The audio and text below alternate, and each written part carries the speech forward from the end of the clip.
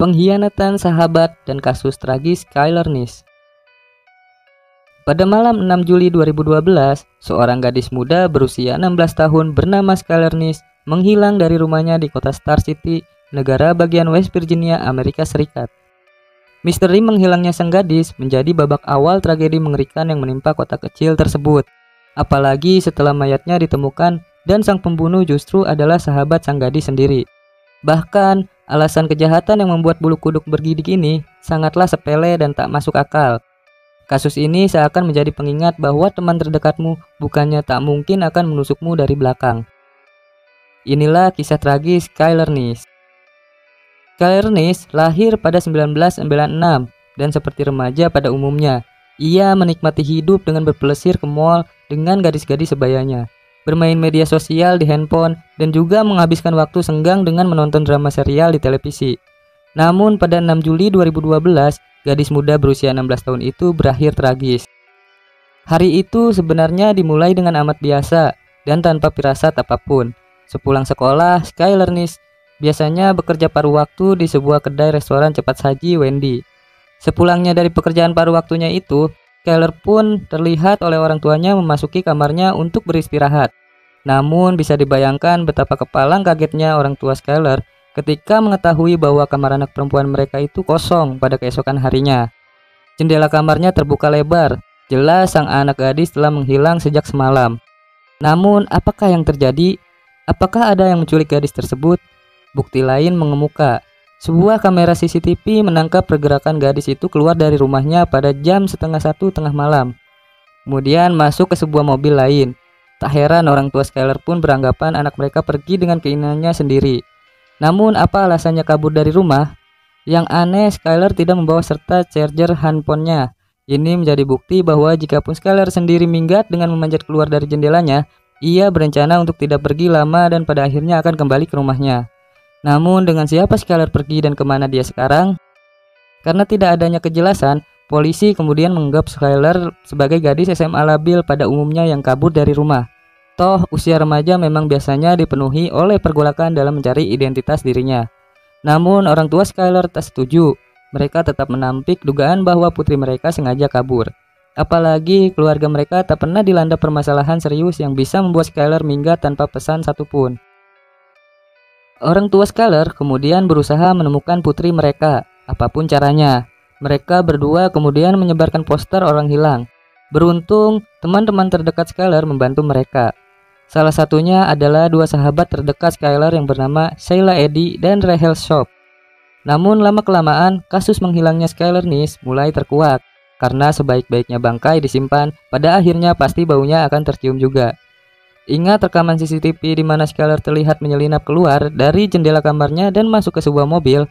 Ternyata mobil ini adalah milik Sheila, sahabat Skylar.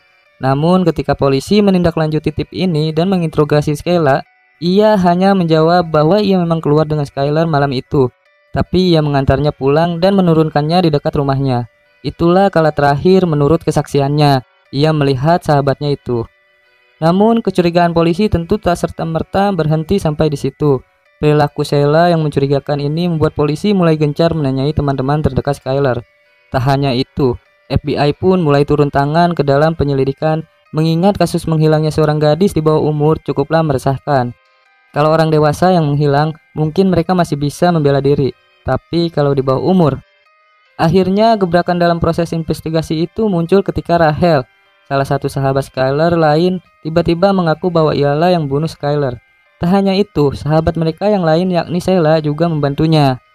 Pada Maret 2013, jenazah Skylar akhirnya ditemukan di negara bagian Pennsylvania, sekitar 30 km dari rumahnya, menutup babak pamungkas kasus menghilangnya gadis tersebut. Pengakuan ini tentu mencengangkan kedua orang tua Skylar, sebab seperti sudah gue beberkan tadi, Sheila dan Rachel merupakan sahabat terdekat putri mereka.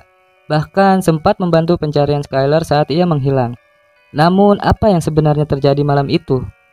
Pada malam pembunuhan, Sheila dan Rachel menghubungi Skylar dan mengajaknya untuk menyelinap keluar dari rumahnya untuk nongkrong bersama mereka. Awalnya Skylar menolak, namun karena terus-menerus didesak, akhirnya Skylar berubah pikiran. Pada setengah 1 tengah malam, sesuai yang terlihat di CCTV, Skyler menyelinap keluar dan menemui kedua gadis itu dengan mobilnya. Mereka bertiga kemudian berkendara sampai ke perbatasan negara bagian Pennsylvania di sana. Di suatu lokasi terpencil yang antah berantah, mereka bertiga berencana menghisap lintingan marijuana atau ganja. Skyler kala itu tak sadar bahwa ia tengah masuk ke dalam jebakan. Bahkan Skyler dan Rachel pun merencanakan aksi pembunuhan itu selama berbulan-bulan. Malam itu di dalam mobil, mereka membawa berbagai barang untuk persiapan eksekusi aksi kejam mereka.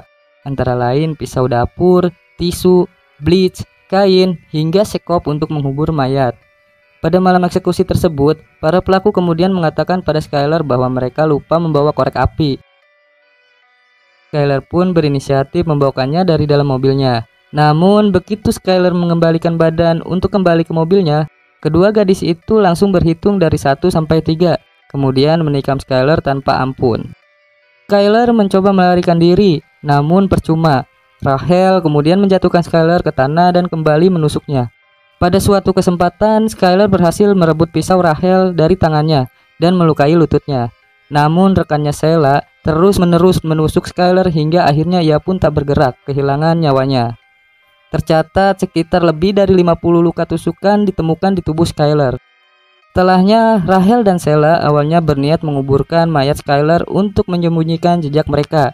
Namun sialnya tanah di lokasi tersebut amatlah keras sehingga mereka kesusahan untuk menggalinya. Akhirnya mereka hanya menutupi jenazah Skyler dengan bebatuan, ranting pohon, dan juga tanah. Rachel dan Sheila kemudian kembali ke rumah mereka, mandi, bahkan sempat membuang pakaian mereka yang berlumuran darah untuk menghilangkan semua barang bukti.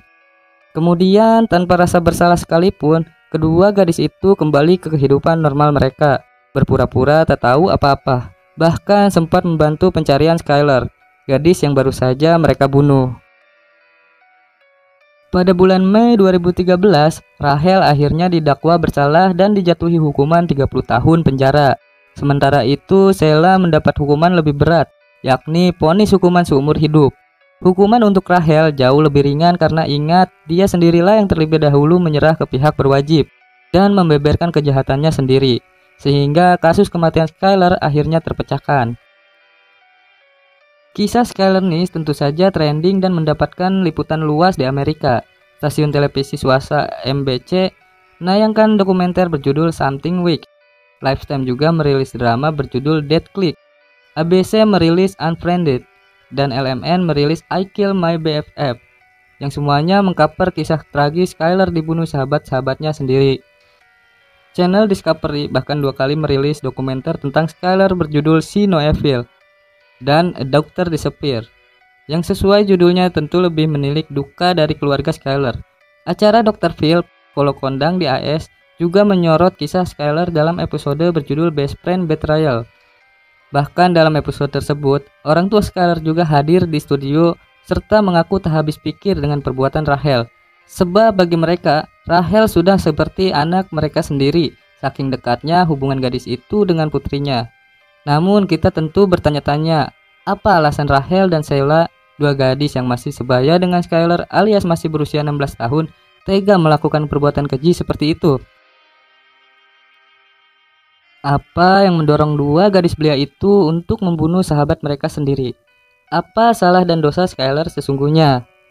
Yang mengejutkan, ketika polisi dan FBI menanyakan hal yang sama, jawaban Rachel hanyalah, kami tidak menyukainya. Konyol memang, bagaimana alasan sesimpel itu digunakan untuk membenarkan perbuatan bejat mereka. Sebenarnya, ketegangan antara 3 sahabat itu bisa terlihat pada cuitan dari akun Twitter Skyler sebelum ia terbunuh pada 4 Juli 2012, hanya 2 hari sebelum kematiannya. Ia sempat memaki dan menyindir sebagai bentuk kekecewaannya pada 2 sahabatnya itu. Pada sehari sebelum kematian tragisnya, ia kembali mencuitkan ketidakpercayaannya pada kedua sahabatnya itu. Cuitan terakhirnya dikirim 2 jam sebelum ia menyelinap keluar pada tengah malam, hanya berbunyi, semua yang bisa kulakukan hanyalah berharap, menandakan kepasrahannya. Namun yang mengejutkan, cuitan-cuitan dari akun Twitter pembunuhnya, yakni Sheila dan Rachel, sama sekali tak menandakan rasa bersalah sama sekali. Bahkan saat jenazah Skyler ditemukan, Sheila yang mendapat hukuman terberat di antara keduanya, malah masih sempat bertweet, beristirahatlah dengan tenang Skyler, kamu akan selalu menjadi sahabat terbaikku. Diikuti dengan kolase fotonya bersama Skyler, seolah-olah menandakan bahwa ia tengah berduka cita. Padahal kenyataannya ia sendirilah yang melenyapkan nyawa sahabatnya itu.